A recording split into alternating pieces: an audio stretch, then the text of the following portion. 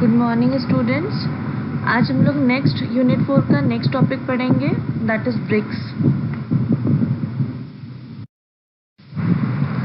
So today our topic is BRICS. सबसे पहले हम लोग देखते हैं ब्रिक्स का मतलब क्या है। BRICS is not an organisation, it's an association. यानी कि यहाँ पे देखो ब्रिक्स का मतलब क्या है। ब्रिक्स यहाँ पे 5 मेजर इमर्जिंग नेशनल इकोनॉमीज का एक ग्रुप है, एक एसोसिएशन है that has main objective to cooperate between these member countries for the development, for the financial assistance and supporting various projects and infrastructure। मतलब कि डेवलपमेंट के लिए, फाइनेंशियल असिस्टेंस प्रोवाइड करने के लिए, अलग अलग प्रोजेक्ट को सपोर्ट करने के लिए और इंफ्रास्ट्रक्चर डेवलपमेंट के लिए ये सारी इकोनॉमीज जो इमर्जिंग नेशनल इकोनॉमीज, इमर्जिंग का मतलब आगे आने वाले टाइम पे ये बहुत ही मेजर पावर इकोनॉमीज हैं, इनका एक एसोसिएशन है that is called as BRICS. So here B is for Brazil, R is for Russia, I is for India, C is China and S is South Africa. So BRICS originally was called as BRIC। पहले इसमें south Africa नहीं include था, जो कि 2010 में include हुआ। So the term BRICS was coined in 2001 by then chairman of Goldman Sachs Asset Management Jim O'Neill। ये नाम याद आपको रखना है कि उस टाइम चेयरमैन जो थे उन्होंने 2001 में ब्रिक्स को डेवलप करा एज अ ब्रिक नाम से उन्होंने एक एसोसिएशन को डेवलप करा, जिसमें बाद में साउथ अफ्रीका 2010 में इन्वॉल्व हुआ। BRICS is an international political organization as an association of leading emerging economies and work for a structured social, economical and environmentally sustainable maintenance of the bloc। यहाँ पे क्या बोला जा रहा है कि ब्रिक्स एक इंटरनेशनल पॉलिटिकल ऑर्गेनाइजेशन है जो कि एक एसोसिएशन के फॉर्म में है, जिसमें सारी लीडिंग इमर्जिंग इकोनॉमीज है, मींस ऐसी इकोनॉमीज जो आगे आने वाले टाइम पे लीड कर सकती हैं और इस टाइम पूरे डेवलपमेंट मोड पे हैं, डेवलपिंग मोड पे हैं, एंड और वो क्या करती हैं, वर्क करती हैं for the social, economical and environmental development of the member countries. These are large fast growing economies, all developing और न्यूली इंडस्ट्रियलाइज कंट्रीज। यानी कि ये वो इकोनॉमीज है जो फास्ट ग्रो कर रही हैं, डेवलपिंग स्टेज पे हैं और इंडस्ट्रियल सेक्टर इनका डेवलप हो रहा है या न्यूली इंडस्ट्रियलाइज्ड है। Next, what are the focus of the BRICS. Focus किस पे है ब्रिक्स का? First is to expand business को बढ़ाने के लिए among the member countries, competitiveness को इंक्रीज करने के लिए, कंपटीशन, हेल्दी कंपटीशन में वो इन्वॉल्व हो, अच्छी चीज़ों को फेस करें, अपनी गुडविल बनाएं, ये सारी चीज़ें ब्रिक्स के फोकस में है। गवर्नेंस एंड लीडरशिप को अच्छे से मेंटेन करना, साइंस एंड टेक्नोलॉजी को इम्प्रूव करना, पॉवर्टी को रिड्यूस करना, ट्रेड इंक्रीज करना, हेल्थ फैसिलिटीज़ प्रोवाइड करना, इनोवेशन एंड बिल्डिंग इंफ्रास्ट्रक्चर बहुत इंपॉर्टेंट रोल प्ले करता है किसी भी इकोनॉमिक डेवलपमेंट के लिए, तो उसमें न्यू क्रिएशन लाना, इनोवेशन लाना, इन्वेस्टमेंट पे ध्यान देना। Next, private sector development. Private sector बहुत क्रूशियल रोल प्ले करता है इकोनॉमी के डेवलपमेंट के लिए, तो प्राइवेट सेक्टर का development and prevention from corruption. Next is structure of BRICS. BRICS does not exist in the form of organisation, जैसे कि मैंने पहले बताया था, ये कोई ऑर्गेनाइजेशन नहीं है बट एक एसोसिएशन है। तो यहाँ पे क्या बोला जा रहा है, but it acts as an annual summit between the supreme leaders of 5 nations. तो यानी कि एक समिट है, जो भी मैं आपको आगे बताऊंगी, जो डिफरेंट समिट है। यहाँ समिट का मतलब है कि एक सॉर्ट ऑफ मीटिंग, जो कि मीटिंग्स हुई थी बहुत डिफरेंट ईयर्स में विद अ पर्टिकुलर फोकस, मतलब उनका एक पर्टिकुलर ऑब्जेक्टिव था, फोकस था, जिसको डिस्कस करा गया for the benefit of these 5 nations. The chairmanship of the forum is rotated annually among the members in accordance with the acronym BRICS. यानी कि जो चेयरमैनशिप है वो रोटेट होती रहती है हर साल, जैसे ही एक्रोनिम है ब्रिक्स के नाम पर। जैसे कि सबसे पहले ब्राजील का कोई चेयरमैन बनेगा, फिर रशिया का बनेगा, फिर इंडिया का होगा, फिर चाइना का होगा, फिर साउथ अफ्रीका। तो इस टाइप से ये हर साल रोटेट करता है। BRICS cooperation in the past decade has expanded to include an annual program of over 100 sectoral meetings। BRICS का जो कॉपरेशन है वो पास्ट डिकेड यानी पिछले 10 सालों में बहुत एक्सपैंड हुआ है और लगभग 100 सेक्टोरल मीटिंग्स हो चुकी हैं for the benefit of these 5 nations. Next is need and importance of BRICS. BRICS की क्या नीड है या वो क्या चीज़ों में हेल्प करता है? तो first point is it promotes the technological information exchange. इन 5 कंट्रियों के बीच में टेक्नोलॉजी से रिलेटेड जो भी इंफॉर्मेशन है उसे एक्सचेंज करने का काम भी ब्रिक्स का होता है। Second point is to improve the professional development and education of countries. Education of countries पे ध्यान देना, मतलब कंट्रीज की एजुकेशन पे ध्यान देना, वहाँ पे जो प्रोफेशनल फैसिलिटीज़ हैं या जो प्रोफेशनल एरियाज है उसका डेवलपमेंट पे ध्यान देना। Next is making these countries getting closer to other to obtain the comparative advantage of these countries. यानी कि ये लाइन ये कह रही है कि यहाँ पे बोला जा रहा है कि जितनी भी कंट्रीज हैं वो आपस में मीन्स क्लोजर आए, आपस में ट्रेड करें और कंपेरेटिव एडवांटेजेस एक दूसरे का उठा सकें। कंपेरेटिव एडवांटेज का मतलब क्या है? It is that ability of an individual और अ ग्रुप और a country for a particular economic activity so that they can perform it more efficiently than others। कभी कभी क्या होता है, कोई कोई कंट्री में कुछ एक्टिविटीज़ दूसरी कंट्री के कंपैरिजन में ज़्यादा अच्छी होती हैं या उनके पास रिसोर्सेज अच्छे होते हैं, फैसिलिटीज़ अच्छी होती है, तो वो उस चीज़ को करने में ज़्यादा कैपेबल होते हैं। तो यहाँ पे क्या बोला जा रहा है, जितनी भी मेंबर कंट्रीज़ हैं उनके पास जो भी कंपैरेटिव एडवांटेज है वो उसे डेवलप करें और दूसरी कंट्रीज़ को इसका बेनिफिट दे सकें। ये भी ब्रिक्स की इम्पोर्टेंस है। Next is to achieve regional development. जितने भी रीजन्स हैं within a particular country और सारी कंट्रीज को मिला के इन सब का प्रॉपर डेवलपमेंट हो सके socially, environmentally and sustainability. Next important is to remove trade barriers. जो फालतू के बैरियर्स होते हैं, एक्सेसिव कस्टम्स, एक्सेसिव टैक्सेस या जो कि मतलब लायबल नहीं है या जो लीगल नहीं है या फिर बहुत से ऐसे जो एक्सेसिव बर्डन्स हैं उनको रिमूव करना so that these countries can make their trade easier, अच्छे से वो ट्रेड कर सकें। इकोनॉमिक डेवलपमेंट ये हम लोग पढ़ते आ रहे हैं अभी भी कि इसका एम ही होता है कि वो जितनी भी इकोनॉमीज है उसका प्रॉपर डेवलपमेंट कर सके। ऑप्टिमम यूटिलाइजेशन ऑफ रिसोर्सेज, इन कंट्रीज में जितने भी मतलब जो भी एनरिच रिसोर्सेज हैं उनका प्रॉपर यूटिलाइजेशन हो सके। बिल्डिंग रिलेशनशिप अमंग कंट्रीज, सारी कंट्रीज का रिलेशन आपस में अच्छा हो, whether it is financial, whether it is personal और whatever. Next is promote sustainable, equitable and mutually beneficial development. सारी कंट्रीज अगर डेवलपमेंट करें तो एक दूसरे के बारे में करें जो कि सस्टेनेबल हो, लॉन्ग टाइम के लिए सस्टेन रहे, मीन्स वो ऐसा बेनिफिट हो जो सबको मिले। इक्विटेबल हो, ये नहीं कि एक कंट्री बहुत बेनिफिट कमा रही दूसरे को नहीं मिल रहा है। नेक्स्ट म्यूचुअली बेनिफिशियल हो, सब एक दूसरे के बारे में सोचें। And next is takes into consideration each members growth, development and poverty. ये इसी पे डिपेंड है ये पॉइंट कि यहाँ पे जितनी भी मेंबर कंट्रीज है वो एक दूसरे की ग्रोथ, डेवलपमेंट और पॉवर्टी को रिड्यूस करने के बारे में सोचें। सो नेक्स्ट हम लोग यहाँ पे जानेंगे कि कितने टाइप्स ऑफ समिट्स है, मीन्स कितने समिट्स हो चुके हैं। समिट्स को आप लेमन लैंग्वेज में बोल सकते हो कि how many meetings with a particular objective, objectives को फुलफिल करने के लिए कितनी मीटिंग्स हो चुकी हैं। सो फर्स्ट वॉज ये कैथरीनबर्ग समिट इन 2009। ये कैथरीनबर्ग रशिया में एक सिटी है। अब देखो इसमें क्या था aim, consensus on improving the global economic situation and reforming financial institutions. BRIC nations announced the need for a new global reserve currency which would have to be diversified, stable and predictable। यहाँ पे क्या बोला जा रहा है, first summit में जो main M था वो ये था कि इकोनॉमिक सिचुएशन को इम्प्रूव करना है ग्लोबली, जो उन कंट्रीज की इकोनॉमिक सिचुएशन है उसको, उसके फाइनेंशियल इंस्टीट्यूशंस को रिफॉर्म करना है।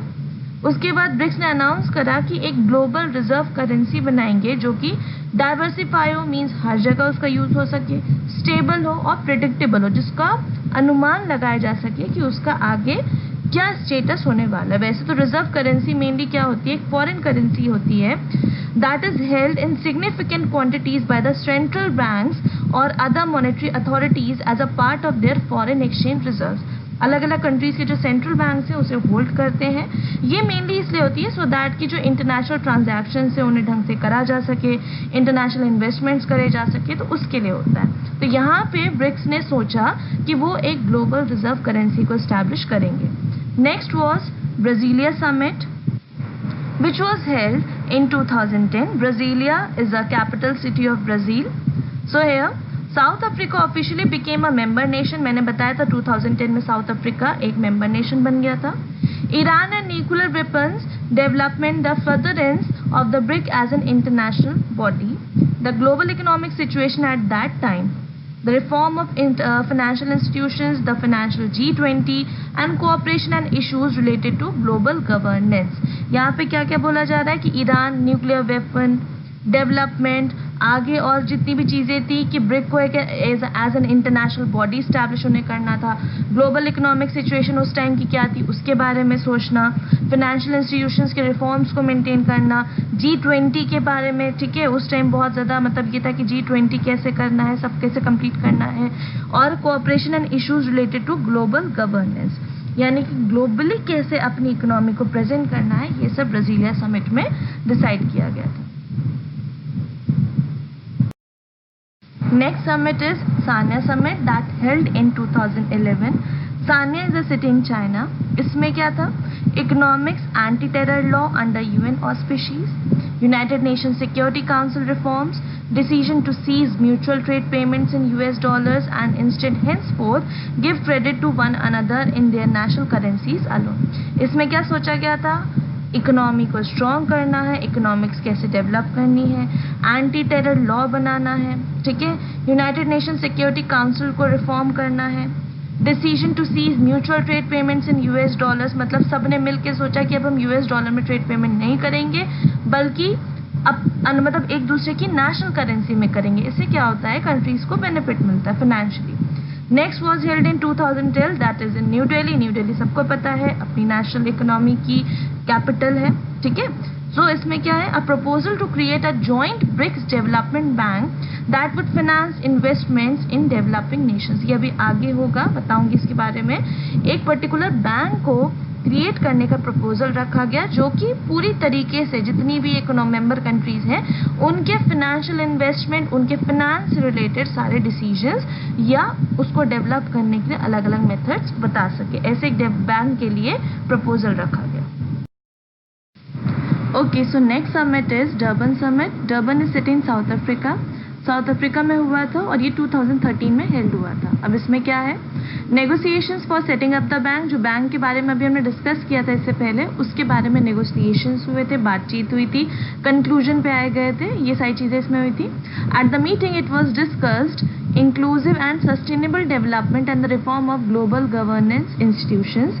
This summit marked the start of BRICS border dialogue exercise known as Outreach with a view to further cooperation with emerging economies, developing countries and relevant international and regional organization.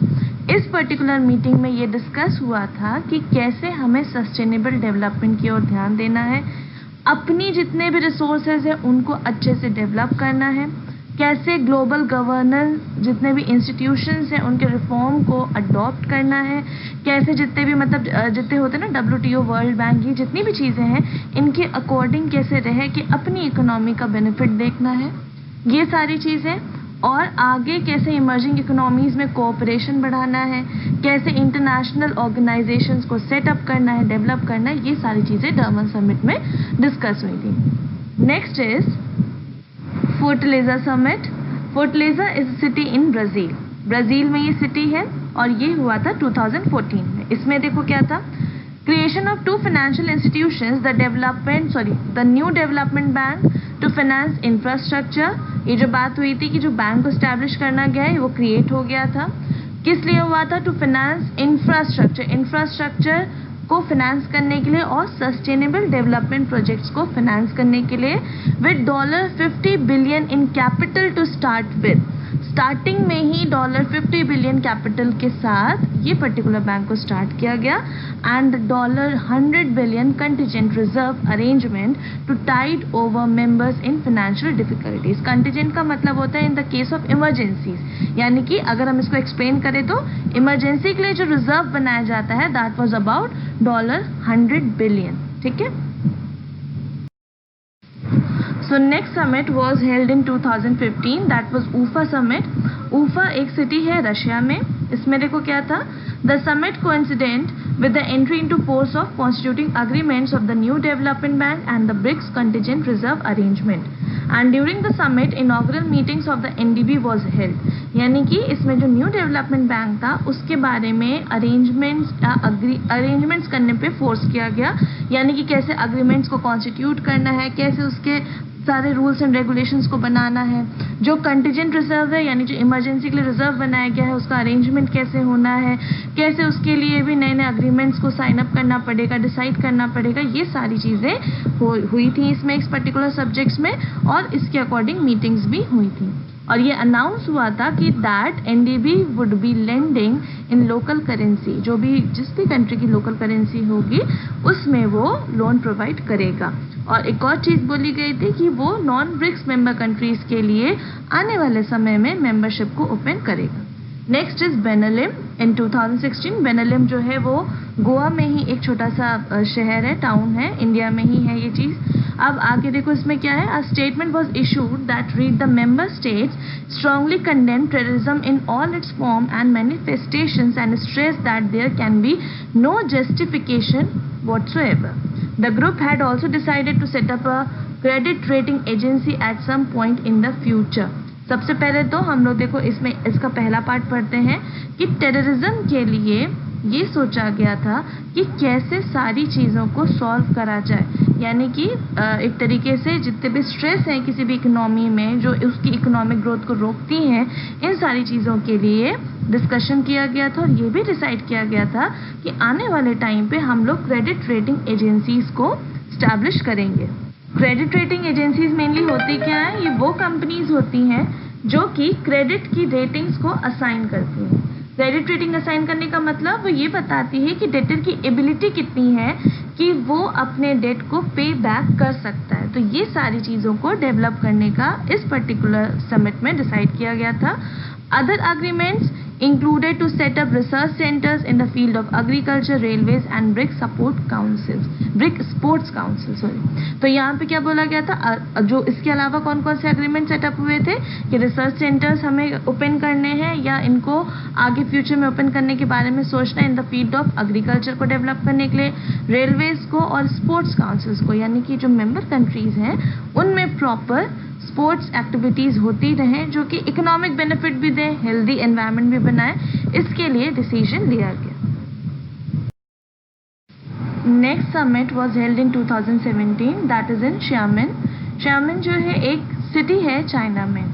The main theme of the summit was BRICS stronger partnership for a brighter future, यानी कि BRICS में एक M रखा गया था कि strong partnership for a brighter future. जितनी भी मेंबरशिप हैं, जितनी भी मेंबर कंट्रीज़ हैं, उनके बीच में एक स्ट्रॉन्ग पार्टनरशिप बने so that the future can become bright. और ये कैसे होगा, जब सब में मिलके इकोनॉमिक और सस्टेनेबल डेवलपमेंट की बात होगी। It saw the leaders came together and discuss various international and regional issues of the common concern and adopt the Xiamen declaration by the consensus. यानी कि यहाँ पे क्या बोला गया था, यहाँ पे जितने भी लीडर्स हैं वो एक साथ आए थे और उन्होंने अपने इंटरनेशनल और रीजनल इश्यूज को डिस्कस किया था और इसका एक कॉमन सोल्यूशन निकाला था। Next was held in 2018 that is in Johannesburg. Johannesburg south Africa में है। The Johannesburg Declaration has called for definite stand on corruption and extradition of economic offenders and fugitives and their asset recovery।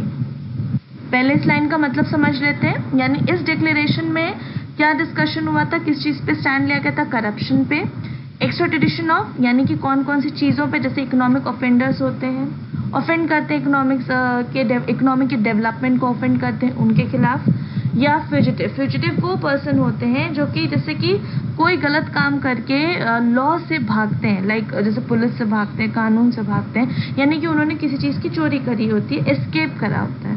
And there asset recovery, तो अगर किसी ने कोई illegal काम किया है, ऑफेंडर्स हैं, तो उनकी असेट रिकवरी कैसे करनी है, उनसे कैसे वो चीज़ का फाइन कलेक्ट करना है, ये सब डिस्कशन हुआ था। It also called for fighting international terrorism, internationally जो टेररिज्म है उससे कैसे फाइट करना है ये भी डिसाइड हुआ था, and early implementation of the comprehensive convention on international terrorism, यानी कि इम्प्लीमेंट करा गया था कॉम्प्रिहेंसिव कन्वेंशन, कुछ कन्वेंशन को हम लोग लेमैन लैंग्वेज में बोल सकते हैं, कुछ जैसे होता नहीं पुराने तरीके से कुछ नियम और कानून बनते चले आ रहे, वो प्रिंसिपल्स को फॉर्म किया गया था कि कैसे इंटरनेशनली जो टेररिज्म एग्जिस्ट करता है उससे कैसे लड़ा जा सकता है। And the last was Brasilia in 2019, and ये आपको पता ही है, it is the capital of Brazil, ठीक है। The 11th BRICS summit will convene in Brasilia, Brazil. The 2000 Brazilian presidency focuses on the theme BRICS. अब इन्होंने क्या थीम रखी थी? Economic growth for an innovative future. Innovative word का मतलब यहाँ पे सीधा सीधा है कि कैसे नए क्रिएशन के साथ फ्यूचर को और अच्छे से डेवलप करा जा सकता है with the help of economic growth, ठीक है। तो इस पे डिस्कशंस हुए थे। Discussions focus on spheres of political and socio economic coordination, political के साथ साथ कैसे सोसाइटीज और इकोनॉमिक एक्टिविटीज को भी कोऑर्डिनेट करके इकोनॉमिक ग्रोथ को लाया जा सकता है, इस पर डिस्कशन हुआ था। In which member countries have identified business opportunities, economic complementarities and area of cooperation, जिसमें कि मेंबर कंट्रीज ने ये डिसाइड किया था कि क्या क्या बिजनेस अपॉर्चुनिटीज वो आइडेंटिफाई कर सकते हैं, economic complementarities and area of cooperation, कैसे इकोनॉमिक एक्टिविटीज को एनहांस कर सकते हैं, और उसमें जो भी रिलेटेड कोऑपरेशन की नीड थी वो सारी चीज़ों पे फोकस किया गया था इन 2019। इसके आगे 12th समिट डिसाइड हुआ था इन 2020, विश्व मतलब जिसको कि हेल्ड होना था रशिया में in the month of July, but ये भी आप सबको पता है कि ये सिचुएशन ऐसी चल रही है कि अभी इस पे कोई भी फर्दर डिस्कशन नहीं हुआ है। बट जो प्री डिसाइडेड है दैट वाज डिसाइडेड इन जुलाई, कि जुलाई में यहाँ पे डिस्कशन होगा। तो ये सारे समिट्स मैंने आपको बता दिए हैं। बाकी जो नेक्स्ट है वो आपको मैं आगे बताऊंगी। अभी हम लोग के कोर्स में बहुत कुछ है। यूनिट 4 में आपको अलग अलग फिनेंशियल इंस्टीट्यूशंस के बारे में पढ़ना है। जब ये कंप्लीट हो जाएगा तो फिर आगे इस चीज़ पे डिस्कशन किया जाएगा।